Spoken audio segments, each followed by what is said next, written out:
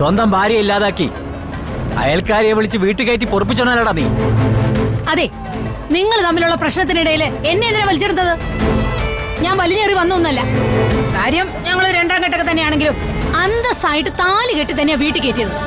അതുകൊണ്ട് വെറുതെ വേണ്ടാതീനം പറഞ്ഞുണ്ടാക്കിയ ഏത് കൊമ്പനാതൊന്നും ഞാൻ നോക്കത്തില്ല. അടിച്ച അണപ്പല് താഴെയിടും.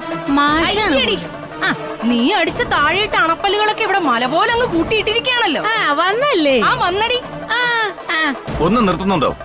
ഒന്നുമില്ലേലും നാട്ടിൽ നിലയും വിലയുള്ള ഒരു മാഷിനോടാ നിങ്ങൾ സംസാരിക്കുന്ന മറക്കണ്ട. അയ്യാ മാഷോ? ഇയാളോ? മാഷെന്ന് വിളിക്കുക. ഇയാളെ തന്നെ പള്ളിക്കൂടത്തിൽ പഠിപ്പിച്ചിട്ടുണ്ടോ? അതിന് നീ പള്ളിക്കൂടത്തിൽ പോയിട്ടുണ്ടോ? അങ്ങനെ പോയിട്ടുള്ളവർക്കല്ലേ മാഷൊക്കെ ഉണ്ടാവും.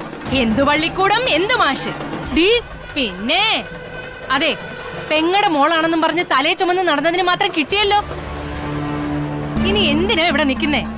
ഇവളുടെ തല്ലും കൂടെ നിങ്ങൾക്ക് മേടിക്കണോ? കൂട്ടാൻ കൊള്ളാത്ത കൂട്ടരാണെന്ന് പറഞ്ഞ ആര് കേൾക്കാനല്ലേ? അയ്യോ, അത്ര വലിയ തങ്ക കെട്ടിയാണെന്നുണ്ടെ വീട്ടിൽ തന്നെ പൊതിഞ്ഞു വെക്കായിരുന്നില്ലേ? എന്തിനാണ് പുറത്തേക്ക് ഇറക്കിയത്? അതെ, കുറെ നേരമായല്ലോ നിങ്ങൾ നമ്മെ തോന്നിയ ദിവസം പറയാൻ തുടങ്ങിയിട്ട്. അരവിന്ദേ, നീ മിണ്ടായിരിക്ക്. ഇത് ഞാൻ കൈകാര്യം ചെയ്തോളാം. ഓ, എന്നില്ലേ പറഞ്ഞ് വായടുപ്പിക്കാൻ പറ്റും.